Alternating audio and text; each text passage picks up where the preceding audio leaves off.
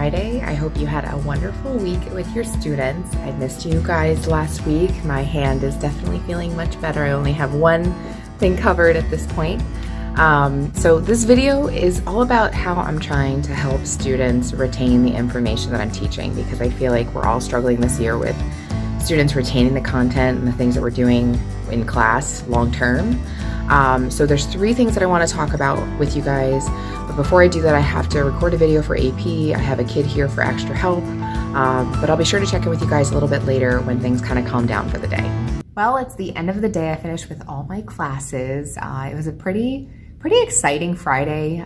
Junior prom is tonight, so a lot of my students are going. They're very excited. I had an early dismissal with a lot of my kids. I only had about like half of my 9th period class. It's definitely a little bit more of a subdued class, but it was nice. It was nice to be a little bit more intimate with the kids. You know, that class has 30 kids in it, so it's pretty packed. So it was nice to just have them here, you know, and we were able to kind of work on some stuff and actually review for the final exam. As far as like the burn situation, I want to thank everyone who put such nice comments on Instagram and Facebook. Thank you for your well wishes. I am doing fine. I think I told you this morning I'm down to 1 bandage, which is good, but this one is the worst. This one got the brunt of it. I have a big blister on the inner part of my middle finger. So I'm gonna keep this on as long as possible until it kind of heals up, because I definitely don't want to have any kind of infection. But again, thank you to everyone who wrote such nice things. It really means a lot that you care. And it was just this weird, you know, accident, you know, and I learned something from it. When a kid asks you to light a Bunsen burner, make sure you don't just assume that it wasn't on prior.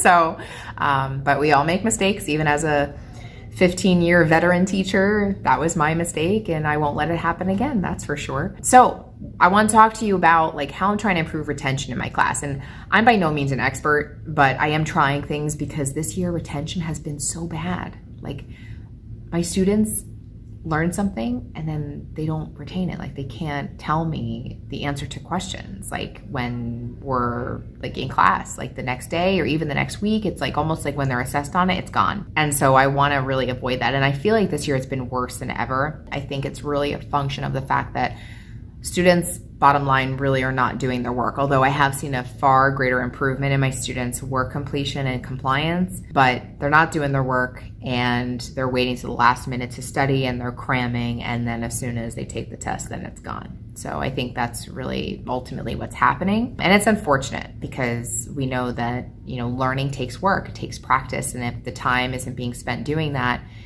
you're gonna quickly lose it. And so what I'm trying to do is combat that by doing different things in my class to help them remember stuff, because there is a final exam. Now, the number one way that I love to help students just retain what we've been doing since the beginning of the school year is doing a final exam review Friday.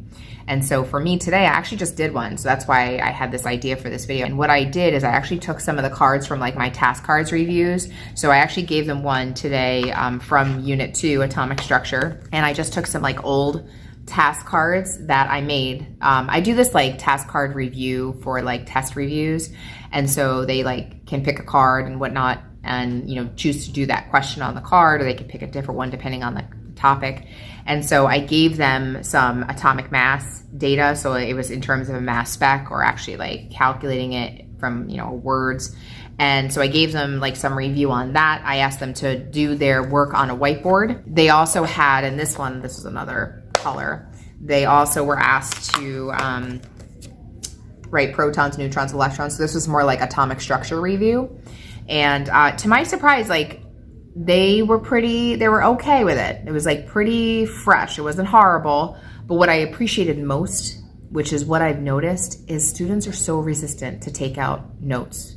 They're so resistant to take out like old worksheets. And like, for me, it's like, why are you not using the resources that I'm giving you? Like, that's the thing that kind of makes me crazy at times. Like, gosh, I go through all this trouble to like give you all these resources to learn from, and you're not utilizing them. And like, that's always so frustrating as a teacher, because it's like, gosh, like, why? It's right there at your fingertips. Why are you not opening your binder? And it's like, oh, I'm lazy, you know. And it's just like, the excuses can really be disheartening at times. And I know it's close to spring break. I haven't had my spring break. I don't know about you guys, but I haven't had my spring break yet. We have a full week next week, and then we have spring break, thank goodness. So I think the kids are tired, so we'll blame it on that. But I'm sure you all experience this, where the kids are like, oh, I don't feel like taking it out. I'm lazy, you know, and it's just a lot of excuses. And it's like, geez, like we need to get past that, guys. You know, like learning is active. Like you have got to get engaged. This is your education. No one is going to do this for you.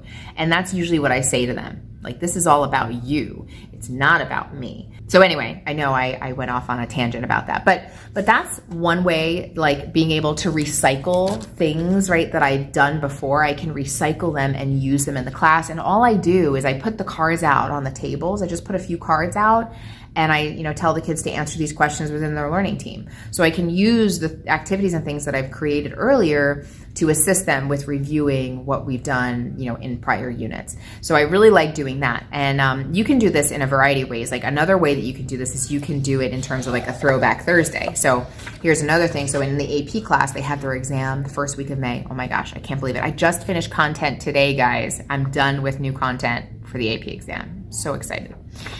But anyway, so this is just a Throwback Thursday do now, right? So what I've been using with the AP class is I've been looking at their data. I've been looking at their test scores and, you know, looking at where they were really struggling. And I think back to those tests, like where they really didn't do well on those questions. And I've been making copies of old FRQ questions or old multiple choice questions for them to practice with. So this was a throwback that I did this Thursday, and it was on electrons and trends.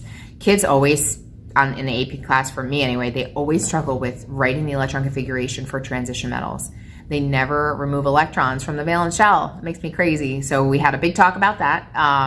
But so this was another thing that you can do, is just like a half sheet do now to help, again, review some of those old concepts. That really helps as well. Another thing that you can try with your kids is right before we start a new unit and they're like taking the assessment, I give them a homework worksheet that night, and that homework worksheet reviews previous concepts that we've already talked about. So we just did one on solutions. So after they took their stoichiometry test, we move into solutions.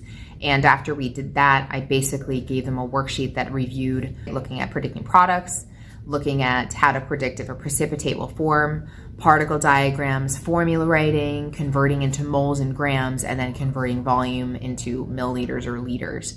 And so that was going to set them up for success to help them do well in our solutions unit, because it reviews a lot of those concepts that they needed.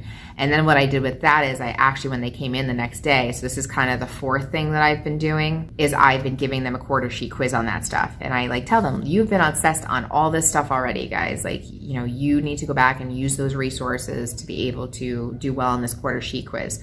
So I just gave them a quarter sheet quiz the other day, and it was just on drawing a particle model of what's in the beaker after the reaction occurs. And that again is just another way to force them to look back through what we've been doing, and hopefully will make it that much easier for them to be prepared for their final exam in June. Well, guys, I think that is it for me. I am going to finish setting up for my activities next week. We're in solutions with CP. I'm going to be administering the last test to AP on electrochemistry on Wednesday of next week. Very exciting. There's definitely a light at the end of the tunnel, and then of course there's spring break. So I'm going to go get set up for my solutions and dilutions activity with CP next week. But again, I hope you are having a wonderful week. If you've had spring break, good for you. I'm jealous, but mine will be in a week.